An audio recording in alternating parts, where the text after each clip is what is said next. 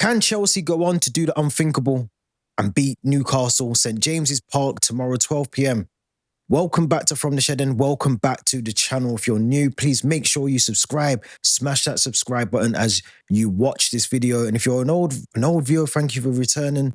Appreciate that as well. Make sure you leave your comments in the section below. But this is a big game tomorrow. Newcastle, we have to beat them. No ifs, no buts. We have to beat Newcastle.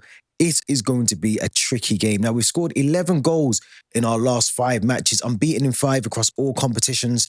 We are coming up in some really good form. Liverpool last weekend, albeit on a hangover from Liverpool, but we still beat them. We still played really good football. A really good performance against Juice Garden on Thursday in the Conference League. But this is the game. Out of the 3 games we have left to play, you'd think Newcastle's going to be the most difficult. Manchester United now will have one eye, like we do, on the final for the Europa League against Spurs in a couple of weeks. We then go to Forest, who've kind of dropped off and dipped off a little bit. But this Newcastle game, I'm going to be honest, this Newcastle game is giving me a bit of a worry, because if you think back to October, they beat us 2-0. 2023 as well, 4-1. We lost 4-1 to Newcastle. Goals by Isak, Lascelles, Joe Linton and Gordon. We did score a goal with Raheem Sterling, had a player sent off, if you remember, in that game. But this is going to be a really difficult game. And if I'm going to be honest, there's a lot that Maresca has to think about in terms of who he starts, how he's going to set the team up. But it's also very easy, because if you look back to last Sunday and look how we played against Liverpool, you could argue that there's a really big case to not actually change anything with the way that we played, the way that we set up. There was a lot of rest in terms of, Nicholas Jackson, Cole Palmer, Enzo Fernandez, Moises Caicedo on Thursday. Didn't really, we didn't need them on Thursday. So you would expect all of them to start. You'd expect them all to be back in goal, for Sanchez to be back in goal. But it's going to be tough. We know about Newcastle's threat going forward. We know that Isak is one of the best Premier League strikers as it stands at the moment. We know Anthony Gordon, another really difficult player to come up against at times as well. Joe Willock, again, can turn things on when he needs to. But I'm going to tell you one thing and one thing only for now. That midfield battle tomorrow is going to be the key. And I think I said that last week against Liverpool, but this one is even more crucial, because you look at Bruno Guimaraes, you look at Sandro Tonali, 2 massive players for Newcastle. Absolute warriors in that midfield for them. And we have to match them like for like. We're going to have to match them like for like. The Newcastle are going to come out of the blocks. They're going to come out flying tomorrow. They're going to want to make sure they make St James's Park rocking. Apparently, I've heard there's going to be alcohol served to the fans ahead of the game. Complimentary alcohol for them as well. Beers, wine, whatever you want. So it's going to be rocking. St James's Park is a very difficult ground to go to, as it is already.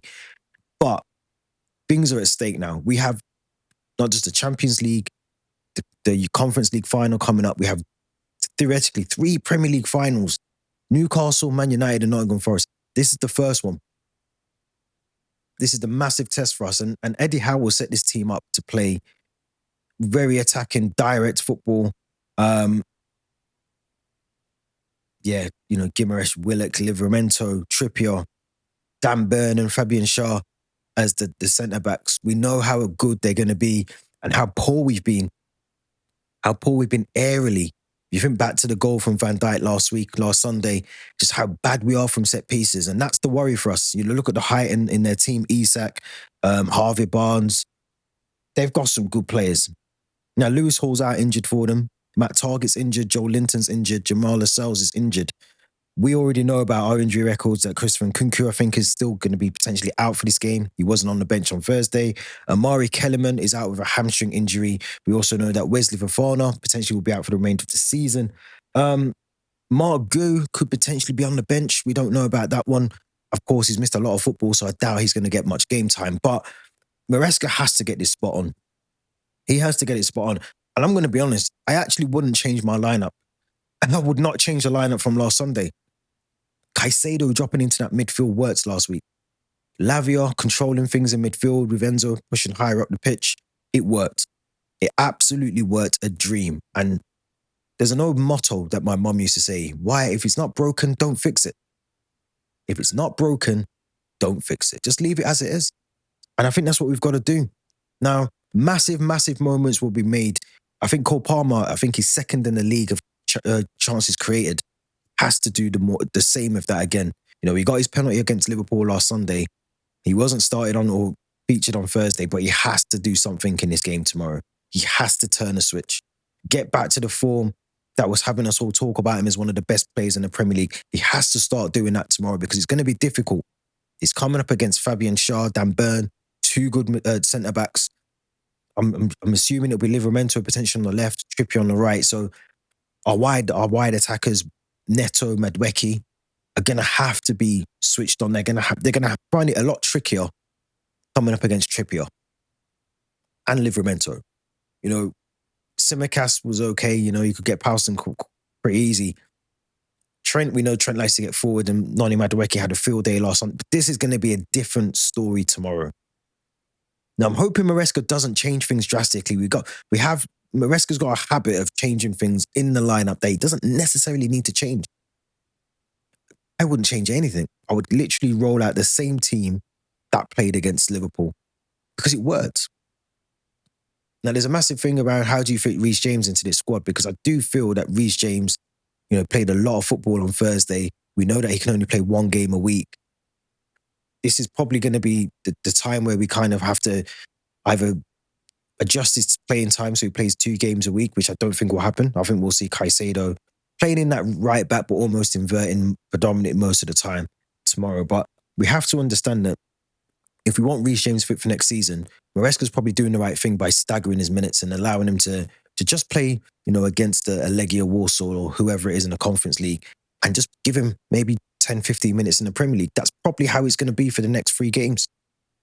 I think Reece James has got to clearly understand that if we need him, we will need him next season. If he's going to be fit for next season, we have to manage him properly. And we talk about him, you know, potentially being one of our better players, our leaders. We're going to need him on the pitch next season, with or without Champions League. We're going to need him. So I do think Maresca's doing the right thing by not playing him, you know, 2 or 3 times a week. I don't think he can sustain that. And that's where we've gone wrong previously with Reece James.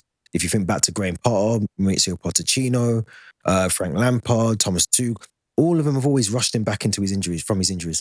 And he's always come back. He's played 1 or 2 games. He's been injured again. So I think this is the right thing to do. Manage his minutes. Allow him to just understand his own body. He knows it better than anyone. And if he can only play 1 game a week, then so be it for now. You know, next season, if he's still doing that, of course, it's a problem. But with 3 games to go, Reece James we can afford to sit Reece James out this game. We can afford to drop him out. Yes, he's the club captain. Yes, he should be on the pitch. But if he's not able to do that, Moises Caicedo is a very, very good substitute to bring in. And he can play that role really well. And I think he's going to need to, because if you think about Isak, who's going to be the biggest threat for Newcastle, look, I praised Trevor Chalobah last week. I'm going to praise him again. He needs to be exactly how he was against, the likes of Mo Salah, Jota, Gakpo, Nunez when he came on last week. Trevor Chalobah is going to have to be the solid one at the back. Colwell, I'm expecting a mistake from, because he does make the mistake. He's either going to keep somebody on side or he's going to make a costly mistake that's going to lead to a potential goal. But Chalobah has to be solid at the back. He has to bring some sense of calmness to that defensive line. The same with Robert Sanchez. Last couple of games, he hasn't always played out from the back. He's gone over the top. He's gone long. He has to continue to do that, because Newcastle will press us. They will absolutely press us tomorrow. Willock, Gordon, Isak, Bruno Guimaraes. They're going to press us from the very start of this game. So we have to be switched on. I also think we need the first goal. We're not a team that suddenly concedes and then we bounce back and win 3-1. That's not our story. Our story is if we go 1-0 down, it could be 2, 3, 4, 5-0 before we know it. So we have to get that first goal. It's so crucial that the service is delivered into Nicholas Jackson. Nicholas Jackson makes it work. He takes his chances. He doesn't fumble his lines. He has to do it tomorrow, because if we win tomorrow, we can almost smell, we can hear the Champions League music. No more Europa music, Champions League music. Wednesday nights, Thursday nights is no longer a thing. We could play on a Tuesday and Wednesday. We cannot afford to not be in that Champions League. And I think if we beat Newcastle tomorrow, the United game's a bit tricky. But if we beat Newcastle, we can get a point from United. We go into that final game against Forest. It's looking good for us. Now, if we lose tomorrow, it's not all but over, but we've made hard work of an easy situation. We've made hard work of an easy situation. Now, as I said, this is going to be a difficult game. A difficult game. We beat them, if you remember, early on in the season at Stamford Bridge 2-1. They beat us in the EFL Cup a couple of days later after that, 2-0. But the 4-1 still sticks in my mind a couple of years ago. That game was a really, really poor game from us. We can't allow that to happen tomorrow. We just can't. We can't afford to play so well against Liverpool, to get into the final of the Conference League and then turn up tomorrow, 12 p.m, and not put a shift in. It just can't happen. So my predicted lineup is very simple and straightforward and easy. Go back and watch the Liverpool preview. It's exactly the same. Robert Sanchez in goal, Moises Caicedo right back, Trevor Chalobah with Colwell as a centre-back, Mark Cucurella on the left side. I'm going to go for Enzo and Romeo Lavia on the midfield. Noni Madueke, who I thought was amazing on the left side against Liverpool, gave Trent Alexander-Arnold nightmares down that right side. But Noni Madueke on the left, Cole Palmer as the 10, Pedro Neto on the right side of the attack with Nicholas Jackson up front. I am going to go with a 2-1 Chelsea win. I think we'll score first. I think we'll allow Newcastle back into the game. And then I do actually think we'll score that second goal. It's going to be squeaky bum time probably for most of the second half. But I think it'll be 2-1 and I think we'll get the job done tomorrow. So let me know what you think in the comments. Let me know what your thoughts are. Do not forget to subscribe. We are on the road to 800 subscribers. I'm looking at the analytics. Seeing a lot of you guys watch this video and not hit that subscribe button. So make sure you do that for me. We'll be back with the match review after the game. So make sure you tune in for that one, hit the notification bells, and we'll be back soon.